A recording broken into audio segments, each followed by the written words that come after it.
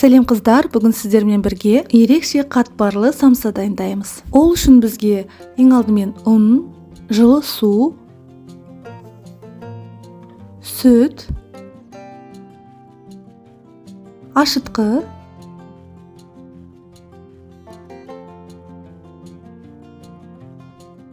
және үстінен сұйық майымызды құйып, бір келкі болғанша араластырамыз.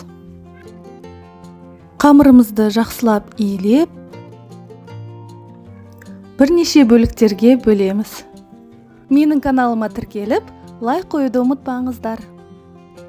Үстін жауып, бірнеше минутқа демалдырып қоямыз. 40 минут шамасында өтті, енді біртіндеп алып, жұқалап жаямыз.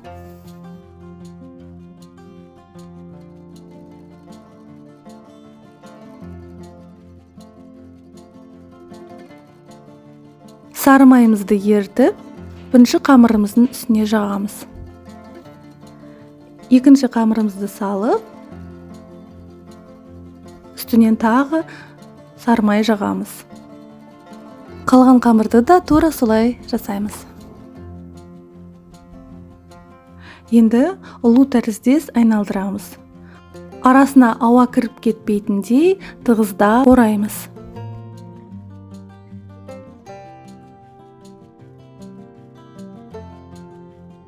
Енді мұздатқышқа саламыз. Енді салмасына келетін болсақ, қолмен туралған ет, пияз және картоптан қостым. Дәміне қарай тұз, бұрыш және зира қоссаңыз болады. Аздап сұйық май құйып, жақсылап араластырамыз.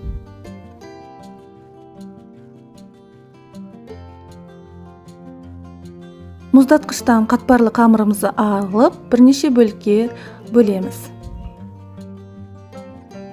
Қалған қамырымызды осылай тарелкаға тізіп, мұздатқышқа қоя тұрсақ болады. Енді біртіндеп қамырымызды алып, салмасын салып түйеміз.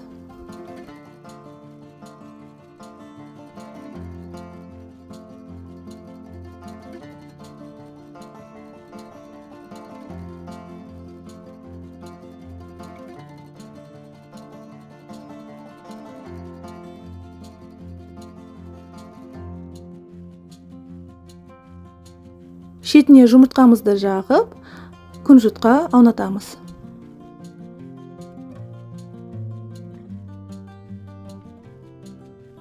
Табамызға тізіп шығып, 180 градуста 35 минут шамасында піседі. Қатпарлы самсамыз дайын болды, ас болсын.